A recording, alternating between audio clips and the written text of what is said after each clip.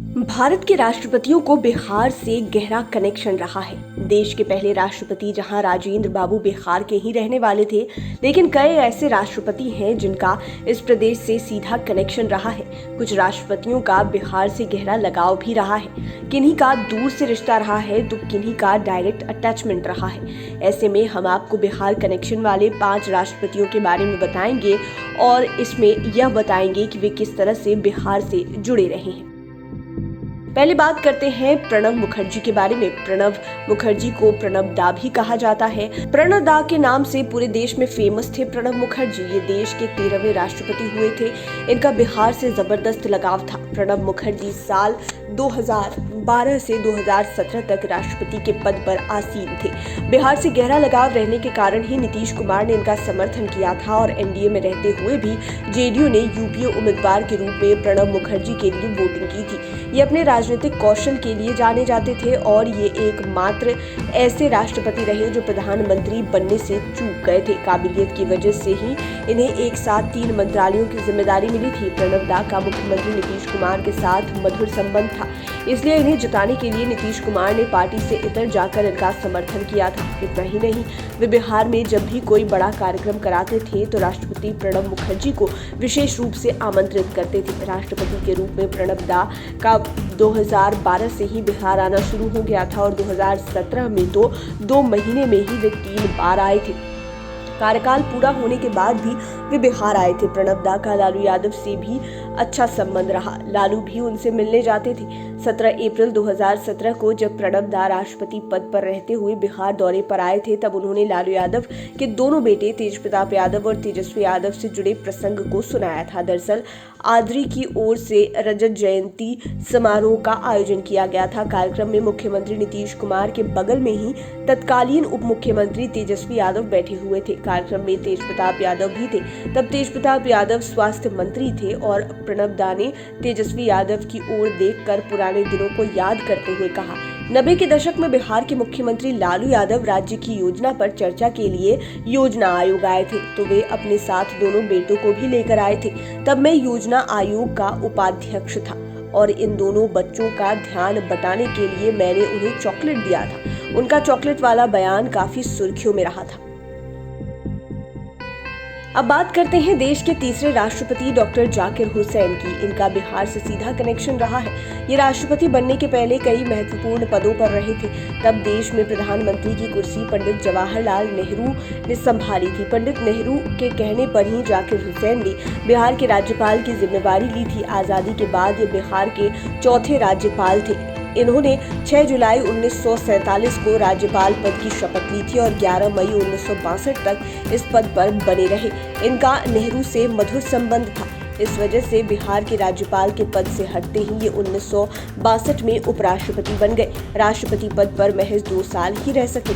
जाकिर हुसैन के बारे में कम लोग ही जानते हैं कि जब ये जामिया मिलिया यूनिवर्सिटी के वाइस चांसलर थे, तब ये एक दिन यूनिवर्सिटी के गेट पर बूट पॉलिश करने बैठ गए थे। जाकिर हुसैन तब इस गेट से आने जाने वाले छात्रों के जूते पॉलिश करने लगे। कुछ देर तक उन्होंने ऐसा किया तो वहां मौजूद छात्रों को शर्मिंदगी महसूस हुई। फिर उन्होंने वीसी से माफी मांगी। दरअसल जाकिर हुसैन ने जब वीसी की कुर्सी संभाली तो उन्होंने यूनिवर्सिटी के अंदर अपने छात्रों से अपील की कि वे साफ सुथरे कपड़े पहनकर पढ़ने आए, जूते भी ठीक से पॉलिश किए होने चाहिए। उनके कई बार अपील करने के बाद जब स्टूडेंट्स के कानों में जू तक नहीं रेंगा, तब जाकिर हुसैन ने गांधीवादी तरीका अपनाया और उसमें वे सफल रहे। अब ऐसे राष्ट्रपति के बारे में बात करते हैं जिन्होंने पटना के एक कार्यक्रम में कहा था कि बिहारी राष्ट्रपति कहे जाने पर हमारा मन गदगद हो जाता है। बिहार आने पर हमें घर जैसा एहसास होता है। जी हाँ, हम बात कर रहे हैं देश के 14वें राष्ट्रपति रामनाथ कोविंद की। बिहार विधानसभा के शताब्दी समारोह के उद्घाटन में रामनाथ कोविंद पटना आए थे। तब उन्होंने बिहार की जमकर प्रशंसा की थी। प्रणब दा की तरह रामनाथ कोविंद का भी मुख्यमंत्री नीतीश कुमार से मधुर संबंध रहा है। तब रामनाथ कोविंद ने यह भी कहा था कि बिहार लोकतंत्र की जननी है। बिहार का छठ पर्व अब ग्लोबल हो गया है। चंद्रगुप्त मौर्य से लेकर कर्पूरी ठाकुर के मुख्यमंत्री बनने तक बिहार की धरती ने समता मूलक समाज की स्थापना पर जोर दिया है और इस परंपरा को मुख्यमंत्री नीतीश कुमार आगे बढ़ा रहे हैं। शराबबंदी कानून के विशेष तौर पर चर्चा करते हुए उन्होंने यह भी कहा था कि शराबबंदी कानून कमजोर वर्ग की महिलाओं के लिए कारगर और उपयोगी रहा है। तब मैं राज्यपाल के तौर पर बिहार में ही था। बिहार प्रतिभावान लोगों की धरती है। बिहार विधानसभा बिहार के विकास का स्वर्णिम अध्याय लिखेगा। इस पर कार्यक्रम में मौजूद मुख्यमंत्री नीतीश कुमार ने भी कहा कि रामनाथ कोविंद जी राष्ट्रपति देश के हैं, लेकिन इन्हें हम बिहारी भी मानते हैं क्योंकि ये बिहार के राज्यपाल भी रहे हैं। इसी से आप सहज अंदाजा लगा सकते हैं कि दोनों में कितना अधिक मधुर संबंध है। इसी वजह से महागठबंधन में रहते हुए भी नीतीश कुमार ने एनडीए उम्मीदवार के रूप में रामनाथ कोविंद का समर्थन किया था। हालांकि रामनाथ कोविंद बिहार में राज्यपाल के पद पर 2 साल से भी कम समय तक रहे थे। दरअसल 2 साल पूरा होने के पहले ही एनडीए ने उन्हें अपना राष्ट्रपति पद का उम्मीदवार बना दिया था। इसके बाद इन्होंने राज्यपाल के पद से इस्तीफा दे दिया था। इस तरह ये बिहार में 16 अगस्त से 2015 से 20 जून 2017 तक राष्ट्रपति के पद पर रहे थे।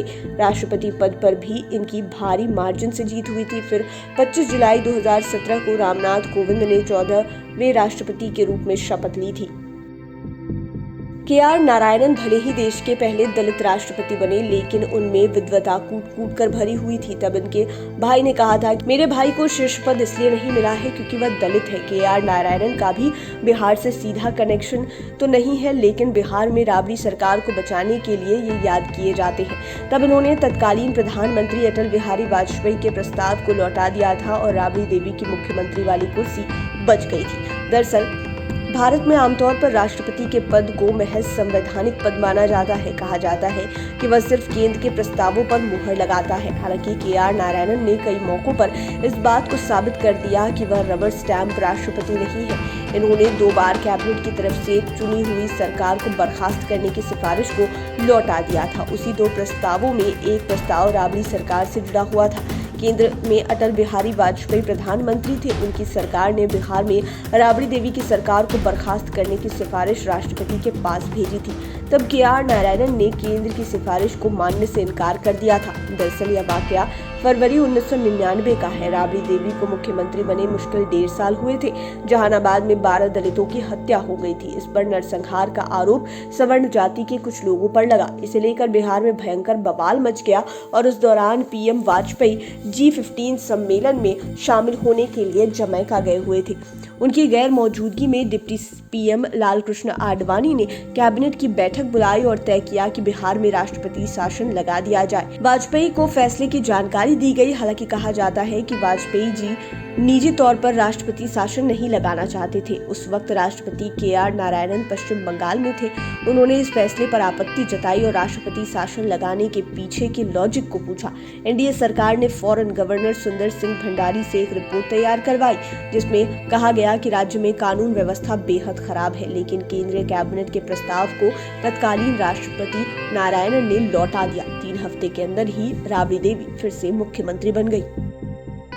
और अब डॉक्टर राजेंद्र प्रसाद के बारे में, इनके बारे में जितना कहा जाए वो कम ही होगा। इनके नाम राष्ट्रपति बनने का जो रिकॉर्ड है वह आज तक नहीं टूटा है। साथ ही हर बिहारी को आज भी गर्व है कि राजेंद्र बाबू उनके प्रदेश के हैं, सिवान के हैं, जिरादेई के रहने वाले हैं। उनका पटना से गहरा लगाव था और पटना उनके दिल में बसता था, इसलिए वे अंतिम समय में पटना में ही रहने लगे। राजेंद्र बाबू का अंतिम समय पटना के सदाकत आश्रम में बीता था।